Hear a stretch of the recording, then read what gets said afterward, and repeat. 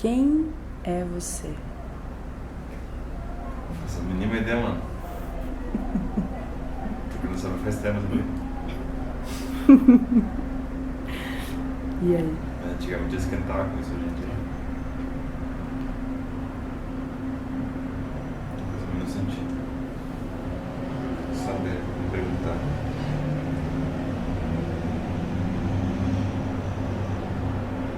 É uma das respostas mais difíceis de dar, porque não dá pra ser falado. É quase parecido com fazer uma pergunta a alguém em português e a outra responder em chinês. Você tá gravando? Sim. Isso é sacanagem, sabe? Sobre o que você vai falar mesmo? Vulnerabilidade.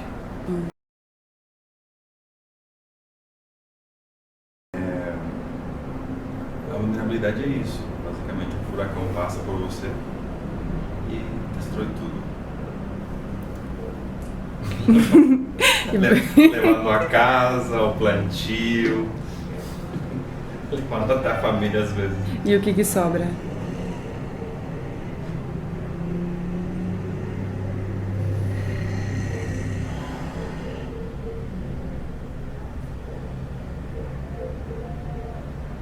O que sobra é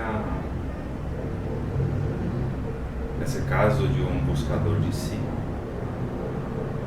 o que sobra é o que sempre foi buscado, sabe? Porque o efeito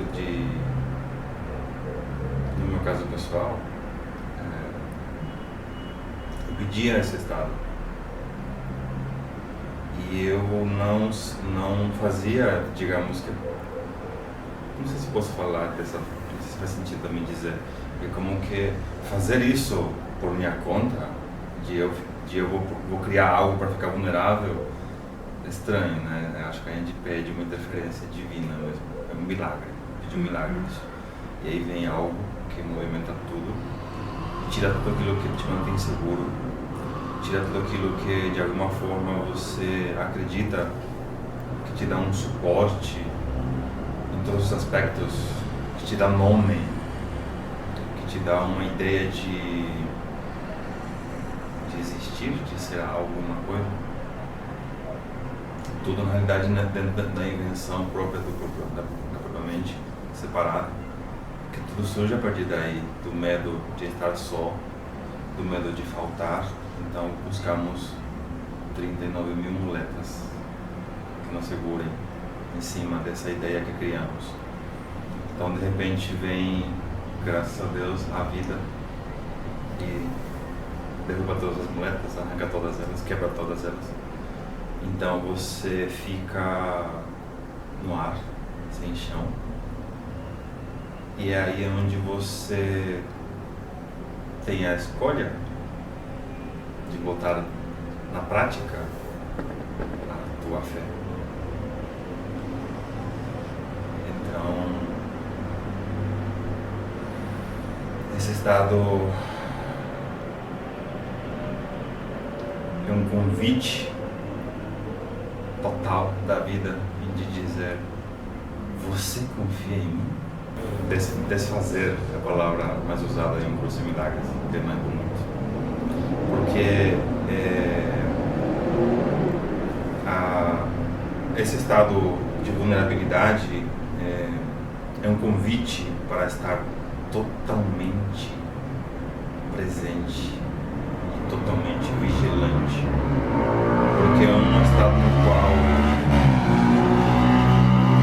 cada respiração é apreciada e no qual qualquer brisa que passa no teu rosto você agradece. Se aproveita tanto. E para chegar nesse lugar de aprendizado constante, de presença, de vulnerabilidade, fala um pouco mais sobre a passagem pelo furacão até chegar nesse centro. O que é isso, até fisicamente falando, o que é essa dor, o que é isso? acredito que cada um de nós é um representante de alguma forma, por um lado da vida e por outro lado do mundo. Então, quando a gente quer se integrar à vida, como eu venho pedindo há muito tempo, de não querer mais ir sozinho, de não querer mais fazer por conta as coisas, de não mais precisar da minha decisão pessoal, de não mais eu querer ser o mestre de mim mesmo, e sim me entregar a ser guiado pelo Espírito Santo, no caso. Sendo assim, acredito que cada um tem a sua própria experiência, a própria história, né? Individual, aquilo que a gente criou, que a gente vivenciou. Então aquilo vem à tona, no meu caso, todos os meus medos, os meus maiores medos, coisas que eu mais temo, vieram a mim à tona, de todos os lados. Para que eu possa acolhê-los, porque eu percebi que no meu anterior modo de ver a vida, eu sempre arrumava um jeito, alguma técnica que possa me levar a me desviar ou a evitar de enfrentar os meus medos, por exemplo. E eu não sabia que tinha tantos medos. Mas na real, o maior medo mesmo, o maior medo que eu experimentei mesmo é que eu tinha muito medo de ter esses medos. Porque sempre fui forte, sempre fui o cara que aconselha essas coisas, né? E de repente eu me colocar num estado, ou pedir por esse estado de sentir a necessidade de pedir ajuda ao outro. E eu pedi ajuda para um monte de gente, graças a Deus. Anteriormente eu não teria feito isso, eu teria me aguentado sozinho, teria sofrido um monte, me achado orgulhoso de quando eu sofri, de quanta dor eu aguentei, porque existe uma loucura, uma identidade muito forte nisso, essa coisa de eu vou passar pela dor, eu vou aguentar e nisso me forjar como o herói, sabe assim, que passei pelo fogo, essas coisas. Essas idiotices que a gente acredita. Fisicamente também, né? Sim. Bom, até fisicamente mudei.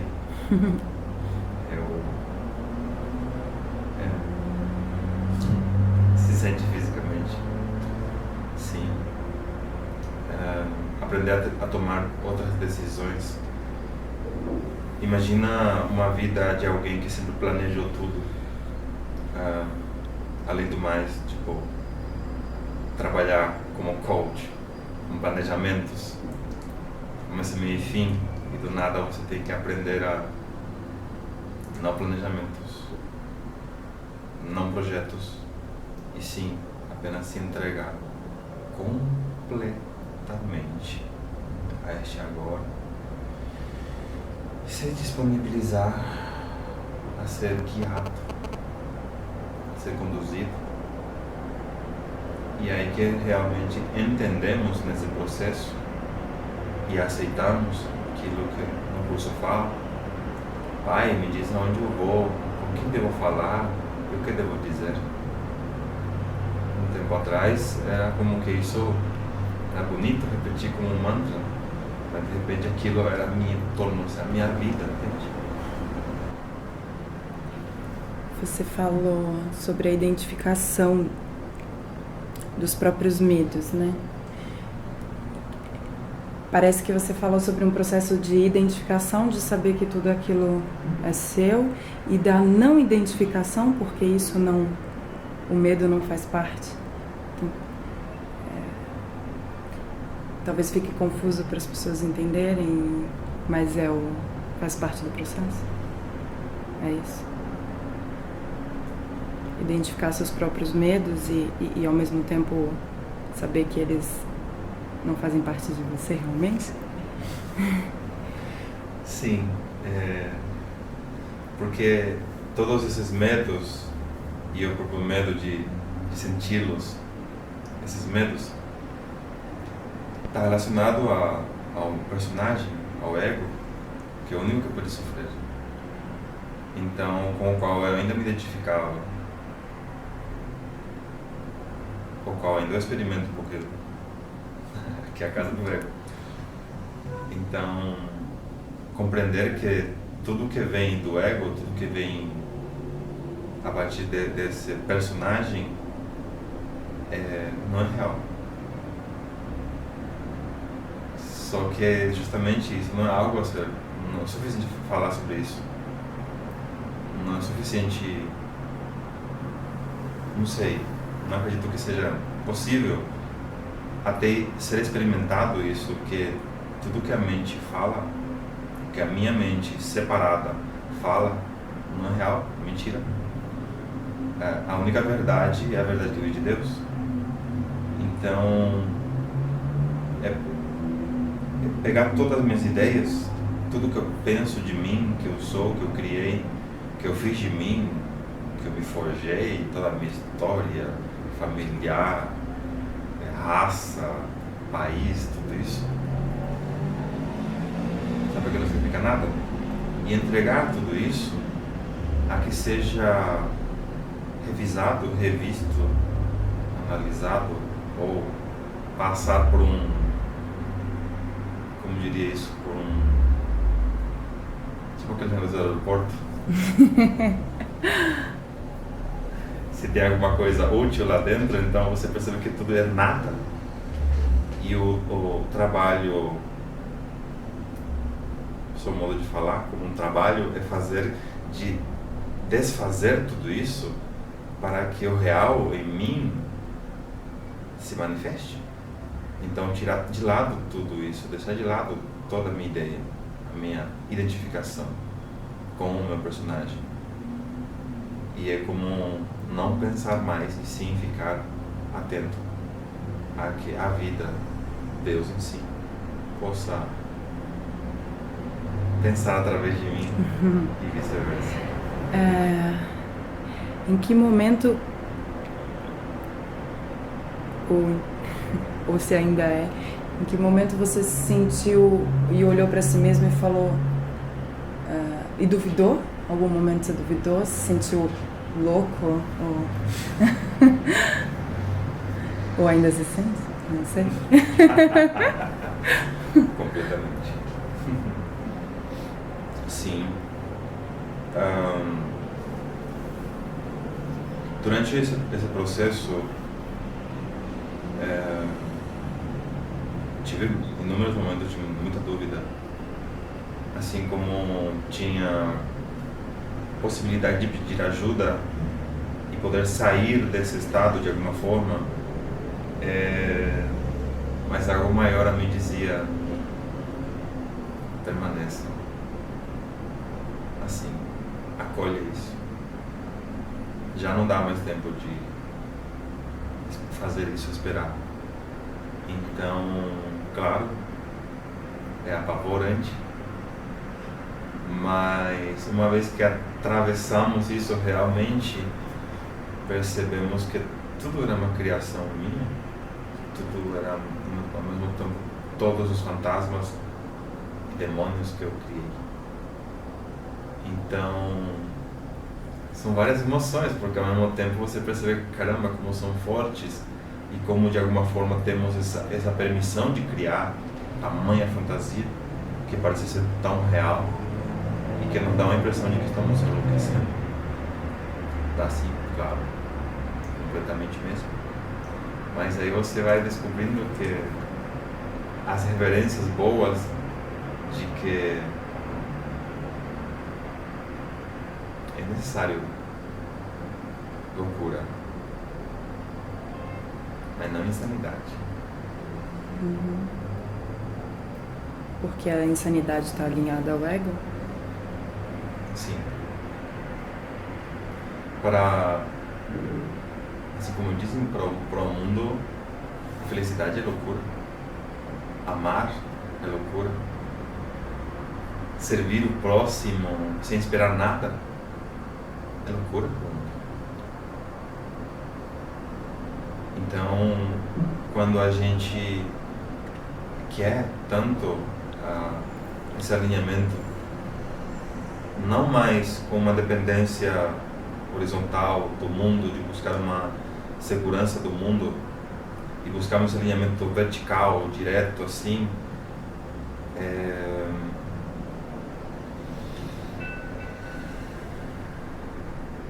começamos a olhar as coisas de um outro modo.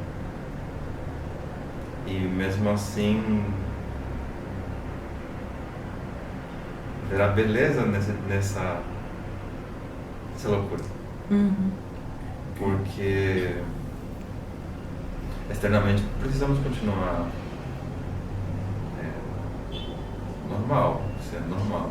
Uhum. Tem um mestre que falou isso, né? Que o certo seria ser louco por dentro e não por fora. É tipo isso. Eu tento fazer as suas coisas. Às vezes me confundo.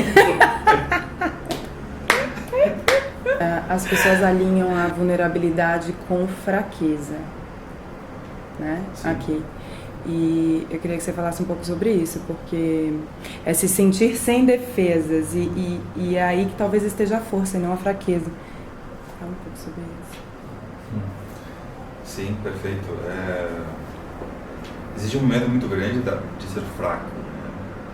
Porque o mundo nos ensina a usar mil escudos para se proteger. Só que a gente vai descobrindo de quem você está se protegendo e quem você realmente é, do que você está falando.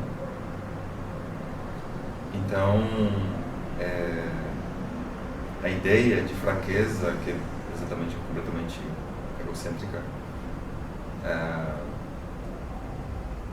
vem da necessidade mundana que somos ensinados a acreditar de que sou mais forte que vence, a lei do mais forte. Então ser fraco é como que fosse inferior, não algo bem visto, sabe? Uhum. Então o certo é você ser agressivo, se proteger, tudo mais, né? Andar armado. Então, mentalmente, não precisa ter uma arma de verdade, mas a gente anda armado mentalmente, a gente se protege. E isso, quando começamos a compreender que cada pensamento está criando algo, uau, você começa a ver isso dentro de você. Então, no oposto disso, dessa ideia de fraco e forte, e olhar a vulnerabilidade, a ideia de ser fraco é ainda uma coisa de se sentir separado, só que sem a ajuda de Deus, sem a ajuda do Espírito Santo. Vulnerável, já hoje compreendo uma necessidade absurda que todos precisam sentir, porque só ali que você descobre a real força da vida, que não é você. É como que experienciar a própria fé, que ela é meio parecida com os músculos, né? Você só sabe a força dele até você botá-la em prova. Então, quando eu fico vulnerável, somente assim eu posso realmente reconhecer a força de Deus. Caso contrário, eu sempre estarei competindo com Deus, que é o que eu fazia. Me achava tão forte que eu acreditava que eu tinha que fazer a minha parte separado. Então, vulnerável é estar nesse estado de vulnerabilidade, é realmente soltar o controle? Perfeito. Exatamente isso. É soltar o controle, porque você acha que você controla alguma coisa. Exatamente. E na realidade, olhando isso, a partir desse ponto, é uma loucura achar que você controla alguma coisa. É totalmente insano você achar que, tipo, controla a tua respiração. Controla o teu batimento cardíaco, vai. O sangue fluindo, a água do teu corpo, as vitaminas que o teu corpo vão assimilar. controlar isso. Entende? E aí a gente pode fazer uma projeção para o que está fora, controle as placas tectônicas, controle o vento. Os planetas, o sol, a E chuva. E aí como que a gente... É como se a gente realmente projetasse isso na nossa vida. É como se o controle que a gente acha que tem da gente mesmo, a gente também projete fora. É isso. O tempo todo. Tenho visto ultimamente vários exemplos. Sempre gostei da ideia de como a própria natureza mesmo se apresenta e nos mostra vários exemplos. Todos os animais na natureza, animais que vivem na natureza, eles estão completamente vulneráveis o tempo todo. Mas uma confiança absoluta na vida, porque eles estão dançando o ritmo da vida. A gente não. Não. Aquela coisa do meu jeito. Eles sabem quem são. Todo animal sabe quem ele é. Ele sabe que ele é apenas a vida se expressando e não um ser individual separado. Daí que uma pomba que come na Praça da Sé não tem nenhum conflito com uma águia que caça lá nas alturas, sei lá, ou com um urubu. Não há uma... Porque eles se reconhecem como vida em movimento, uma expressão apenas. Não existe individualidade separada.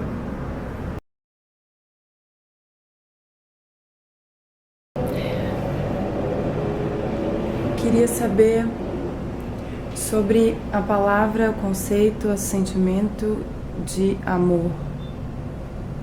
E por que é necessário estar vulnerável para sentir o verdadeiro amor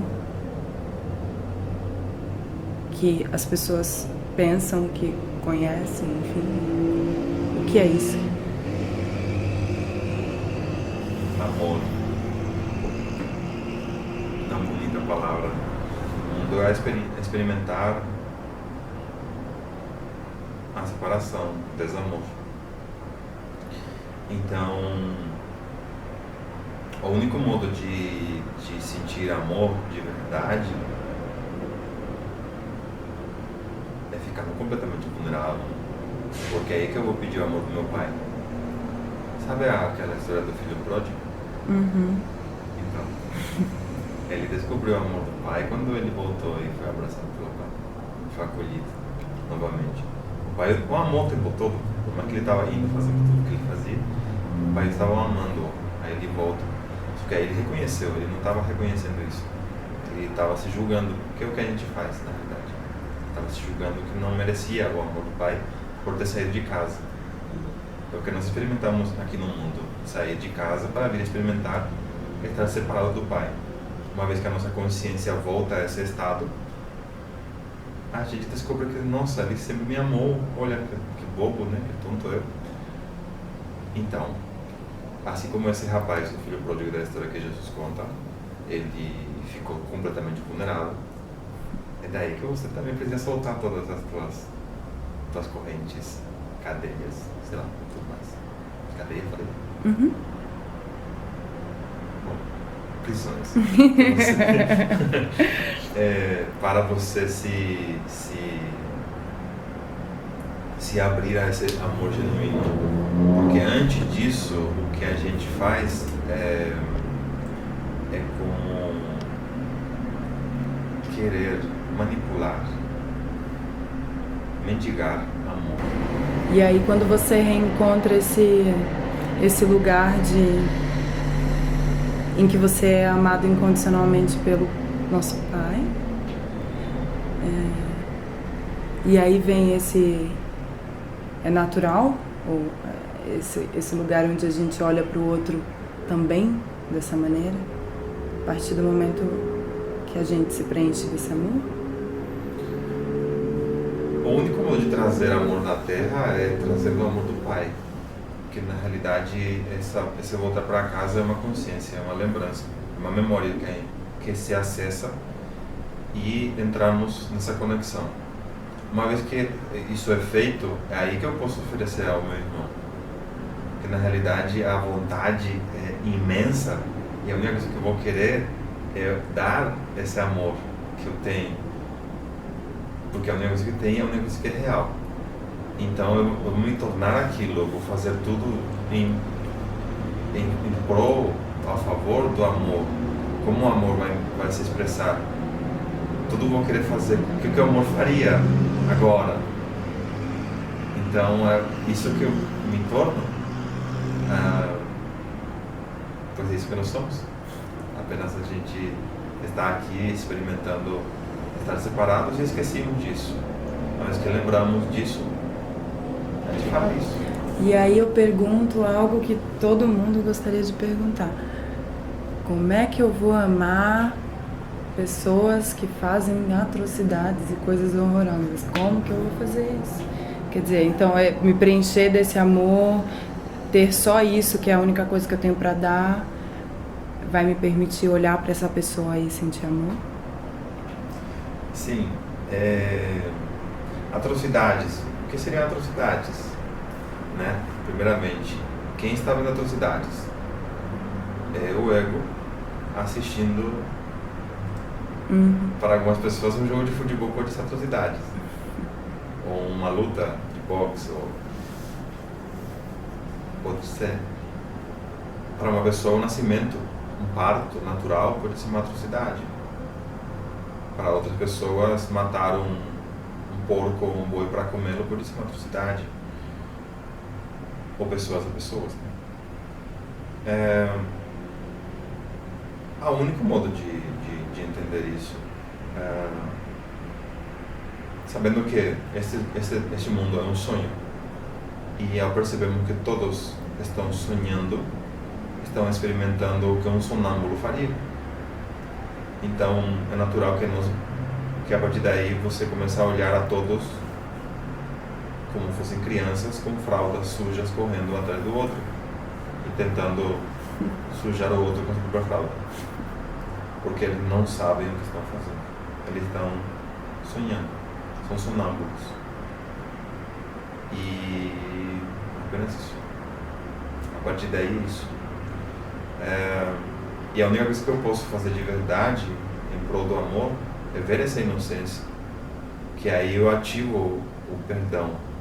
Isso seria o perdão em ação. Ver a inocência e sabendo que eles não sabem o que estão fazendo. Porque se eles soubessem, talvez nem estariam aqui. Então é só isso. O que nós buscamos nesse caso não é corrigi-los, apesar de que, olhando pelo ego, a vontade enorme é ir lá e dar-lhes uma aula, explicar alguma coisa. Quando isso é visto com os olhos do Espírito Santo, vemos inocência pura. Pura inocência. Eles estão fazendo o que eles podem fazer, o que eles aprenderam a fazer. E é só isso que dá para fazer agora. Então a correção que é feita em mim. Eu peço ao Espírito Santo corrigir isso em mim, para que eu possa ver a verdade disso. E a verdade me mostra que isso é pura inocência.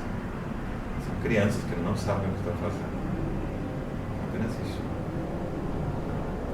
Então, o que a gente deve fazer é agradecer por eles existirem? Sim, claro. De certa forma, são eu, minha parte, são irmãos nossos, irmãos mesmo, que estão fazendo algo que você não deveria fazer. Então, de fato, aquilo que, entre aspas, a atrocidade que você enxerga, ela faz parte de você. Isso. Sim. Mas as pessoas não querem se identificar com isso internamente.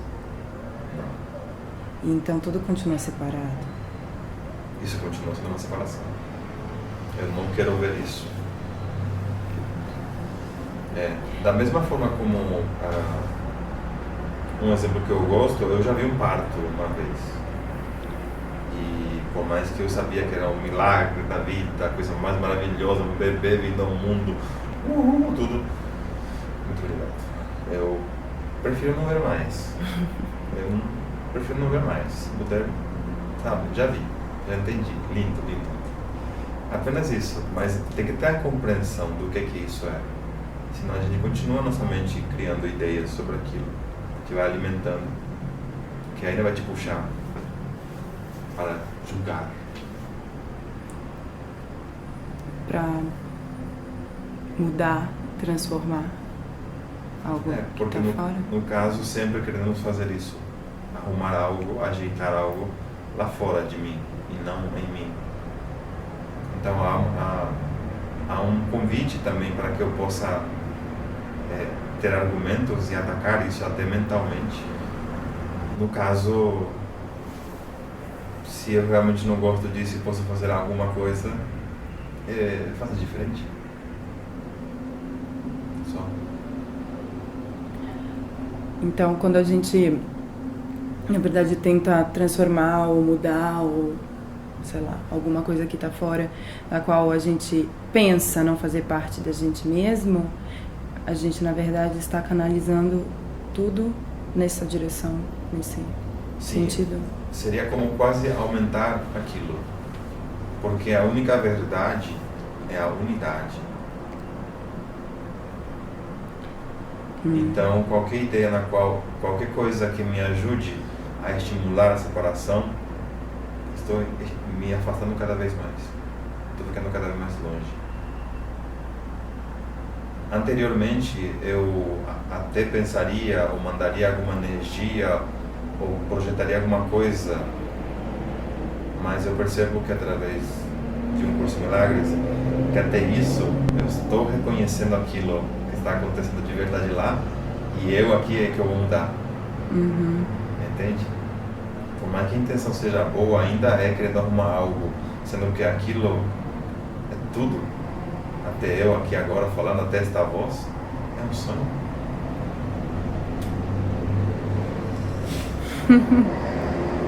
Porque tudo é perfeito. Tudo, absolutamente tudo, é e está onde deve ser e onde deve estar. É só isso que precisa ser reconhecido. É só isso que precisa ser corrigido na nossa mente. Quando isso é corrigido, com o nosso pedido constante ao Espírito Santo, que eu me responsabilizo pelo que eu vejo, que eu criei aquilo que estou vejo, e peço para haver paz em lugar disso, assim eu estou sendo corrigido. O Espírito Santo vai me corrigindo a enxergar tudo com os olhos de Cristo, assim como o Cristo fez mesmo. Ver um mundo inocente, um mundo salvo. Ver o Filho de Deus apenas puro e inocente. Só. Então, tudo isso só é possível se a gente encontra esse estado de vulnerabilidade. Este é o caminho que eu achei. Isso me trouxe até aqui. Talvez seja o modo que o Espírito Santo me pegou. Que eu tanto pedi. Outros irmãos podem encontrar outro caminho. E eu posso estar dizendo uma coisa que não é verdade.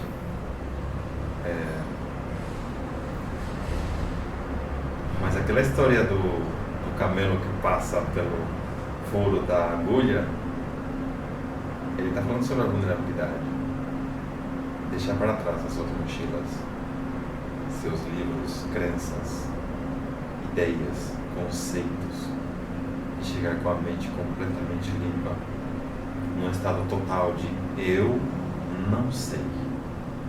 Me diz tu que sabes, que é o único que sabe, é o nosso Pai.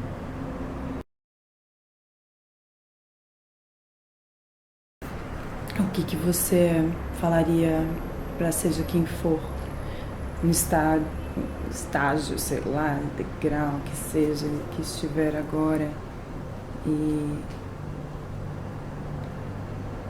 quer dar um primeiro passo em direção? O primeiro passo. Comece a estudar um curso de milagres. as lições. Acho que é um começo, um grande convite. O curso Milagres, um caminho para a nova percepção. Porque a única coisa a ser feita, não tem mais nada a ser feito. É apenas uma mudança de percepção. Para que você pare de perceber. E somente a fonte perceba. Seja. Através de você. Disto que acho que sou eu. Depois a gente vai falar sobre eu. Gratidão.